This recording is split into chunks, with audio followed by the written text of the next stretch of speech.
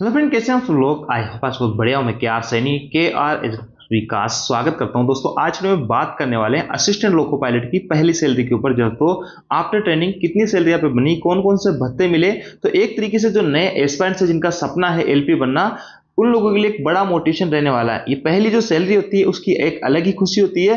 ये salary slip देख के आप जो है पढ़ने के लिए मजबूर हो जाओगे। इसके अलावा दोस्तों अगर आप रेलवे के अंदर हो, डिपार्टमेंट एग्जाम के थ्रू लोको पायलट बनना चाहते हो, असिस्टेंट लोको पायलट, तो भी आपके पास में बहुत अच्छे खासे मौके आते हैं। जीडीसी और एलडीसी से बम्पर भर्ती यहाँ पे देखने को मिलती है। इसके अलावा एक ही डिवीजन से 1000 प्लस जीटीएम गुड सर्विस की भर्ती है। ये कौन कौन लोग इसमें आवेदन कर सकते हैं उसके रिगार्डिंग बात करेंगे।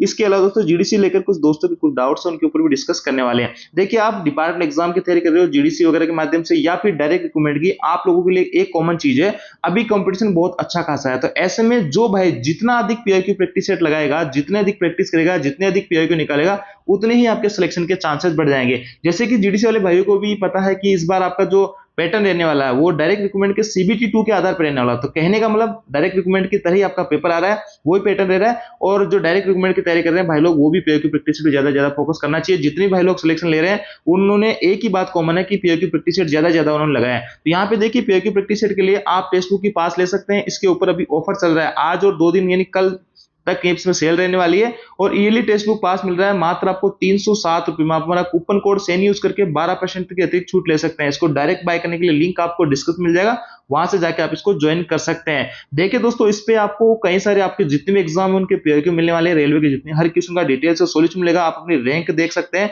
तो यहाँ पे ज्यादा प्रैक्टिस करके आप अपना सिलेक्शन यहाँ पे सुनिश्चित कर सकते हैं। तो इस चीज को इग्नोर नहीं करना है, आज से ही अपनी प्रैक्टिस यहाँ पे बढ़ा देनी है पीआईक्यू वगैरह टेक्स्ट बुक पास के माध्यम से।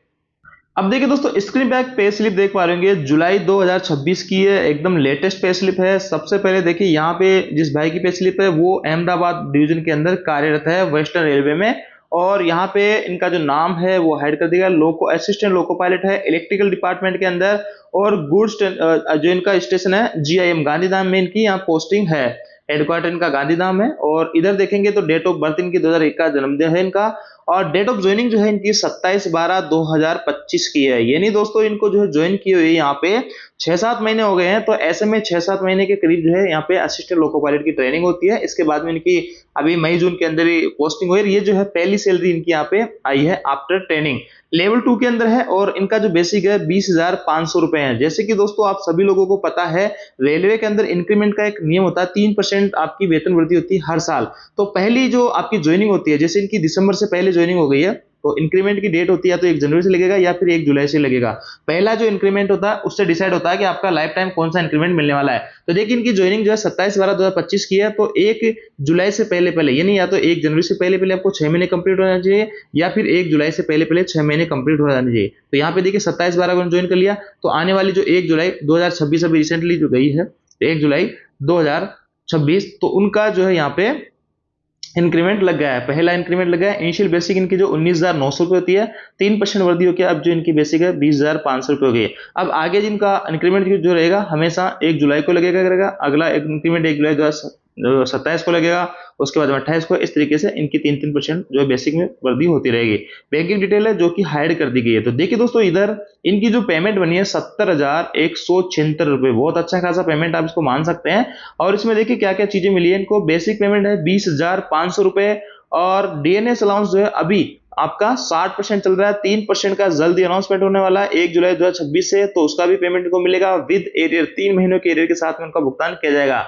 अगर आप दोस्तों इस बेसिक का 60% निकालोगे तो यहाँ पे 12-13 हजार के आसपास निकल के आएगा। तो आप कहोगे सर 12-13 हजार 60% निकल के आ रहा है, फिर इनका डीए ज्यादा क्यों मिला। तो देखिए, रनिंग स्टाफ जो होता है उनको बेसिक का 130%, यानी जो बेसिक है 20,500, इसका जो है आप 130% निकालोगे, यानी 130% तो 26,650 रुपए निकल के आएगा। तो आन के जितने भी भत्ते मिलते हैं इनको 30% बेसिक को एक्स्ट्रा बढ़ा के, यानी जो है इनको रिस्क अलाउंस के नाम से दिया जाता है, रेनिंग अलाउंस के नाम से, तो इनको जो है वो 30% इनका बढ़ाया जाता है। तो 26,650 हो गया। अब इस बढ़ी हुई जो बेसिक है इसके ऊपर इनको भत्ते मिलते हैं, इसका 60% मिलेगा, तो यहाँ पे आपका ये हो गया। और इसी का 26,650 का 10% इनको एचआरए मिलेगा, तो 26,165 रुपए इनको जो है ये हो गया। अगर वाई क्लास में है तो 20% मिलेगा, और एक्स क्लास में है तो 30% मिलेगा। ट्रांसपोर्ट अलाउंस जो है इनको जो है 1440 रुपए 900 प्लस डीए मिल रहा है।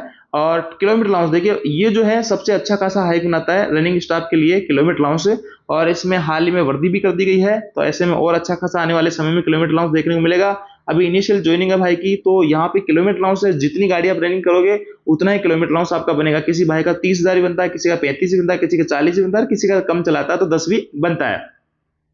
अलाउंस लियो किलोमीटर HQR, तो यहाँ पे देखिए अगर ये छुट्टी लेते हैं किसी दिन तो उसका भी इनको अलाउंस मिलता है बेसिक के 1% के हिसाब से। और आगे जो है सेल अलाउंस, सेल वगैरह यूज करते हैं उसके नाइट ड्यूटी अलाउंस है, नेशनल हॉलिडे अलाउंस है 480 रुपए, और ड्रेस अलाउंस भी इस बार इनको मिला है जुलाई के अंदर। एनुअल जो ड्रेस अलाउंस मिलता है सभी रेल कर्मचारियों को जिनका निर्धारित यूनिफॉर्म होता है, तो स्टेशन मास्टर को 12,500 मिलता है। बाकी जो और कैटेगरीज है आरपीएफ को भी जो कांस्टेबल होते हैं उनको 12,500 मिलते हैं। बाकी जितने भी कैटेगरीज है, टीएनसी है, आपके ट्रेन मैनेजर है, आपके लोको पायलट है, ग्रुप डी के अंदर ट्रैकमैन है, पॉइंट्समैन है, इन सभी को जो है 6,250 रुपए पर ईयर यहाँ पे दिए जाते हैं। तो ये इनका पेमेंट यहाँ पे बना है 70,176 रुपए। पहली जो सैलरी है काफी अच्छी खासी पेमेंट है। और इधर जो है इनको कुछ यूनियन वगैरह का पेमेंट जो कि साल में एक बार काटती है, ये भी आपकी मर्जी रहेगी आप कटवाना चाहते हो तो अन्यथा। और ये गुजरात का प्रोफेशनल टेस्ट लगता है और 30 रुपए इंश्योरेंस स्कीम के ये। तो देखिए इनका एनपीएस अभी कटना शुरू नहीं हुआ, बेसिक प्लस डीए का 10% इनका एनपीएस भी कटेगा। अभी प्राण नंबर इनका नहीं आया होगा, जल्दी आ जाएगा तो 10% वो भी कटा करेगा। और इनकी अभी जो रिकवरी जो है 1,380 रुपए है, और इधर जो है नेट पेमेंट 68,796 मिला है। बहुत अच्छा खासा पेमेंट आप इसको मान सकते हैं। तो दोस्तों इनिशियल सैलरी आपकी 70,000 के आसपास आराम से बन जाती है, और 8वां वेतन जल्दी जो है लागू होने वाला है। 8वें वेतन के बाद में इनिशियल अगर असिस्टेंट लोको पायलट की आपने ट्रेनिंग में बात करूं तो 1,00,000 रुपए के करीब आपकी सैलरी यहाँ पे पहुंच जाएगी, और कभी कभी क्रॉस भी कर जाएगी अगर किलोमीटर अलाउंस अच्छा बनेगा तो मैं फिर से ये कहना चाहूंगा जो भी भाई लोग लोको पायलट की तैयारी कर रहे हैं, असिस्टेंट लोको पायलट की, सीरियस होकर तैयारी कीजिएगा, पीओ की प्रैक्टिस पे ज्यादा फोकस कीजिएगा। सैलरी वगैरह आपको बहुत अच्छे खासे भर्ती यहाँ पे देखने को मिलेंगे।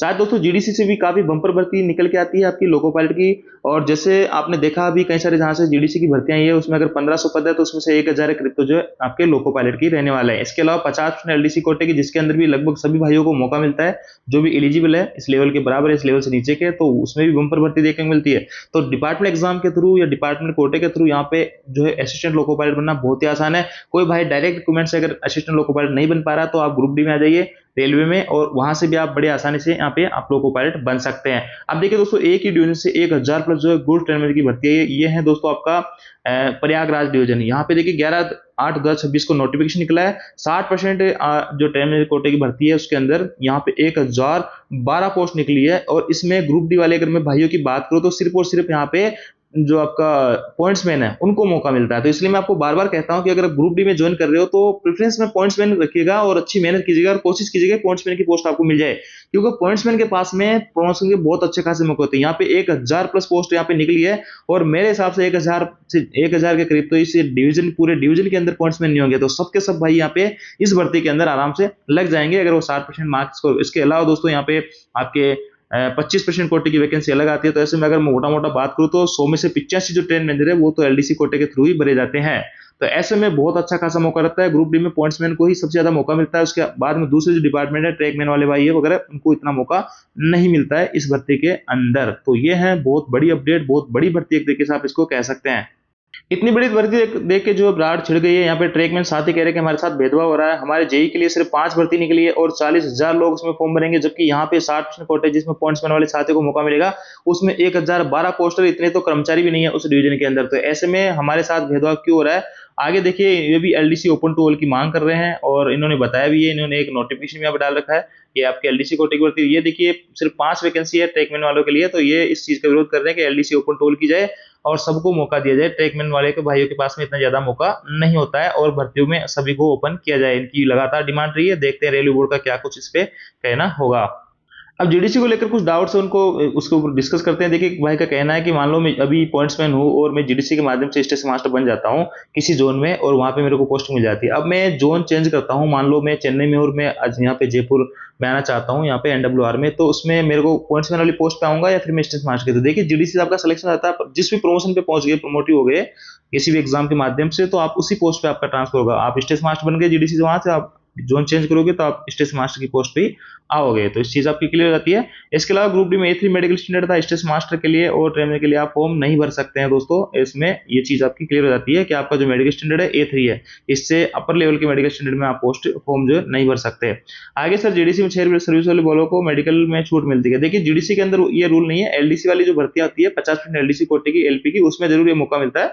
बाकी जीडीसी में मेरे को कहीं भी सारा नोटिफिकेशन देखा, उसमें कहीं भी ऐसा नहीं लिखा कि आपको छूट मिलेगी। और जीडीसी का जो सारा कुछ पैटर्न रहता है वो डायरेक्ट रिक्रूटमेंट की जो वैकेंसी होती है उसी के आधार पर इनका एग्जाम पैटर्न रहता है, सिलेबस रहता है, और उसी के आधार पर मेडिकल स्टैंडर्ड वगैरह सारी कुछ चीजें रहती है। तो यहाँ आपको छूट नहीं मिलेगी जीडीसी के अंदर। सर मेरा डिप्लोमा है कि लेकिन सर्विस रिकॉर्ड में ऐड नहीं है, तो भाई सर्विस रिकॉर्ड में ऐड करवा लीजिएगा। अगर ऐड नहीं हो रहा तो 2 कॉपी में आप बनाओ, 1 कॉपी पे रिसीव लेके रख लो, डीलिंग कलेक्ट से लगातार बात करते रहो, ये बहुत ही जरूरी है और एक सेंसिटिव मुद्दा है, तो इसको भी आप क्लियर कर लो। तो दोस्तों ये थी जानकारी आपको अच्छी लगी कि वीडियो आपको अच्छा लगा, वीडियो को लाइक जरूर कीजिएगा। Thank you.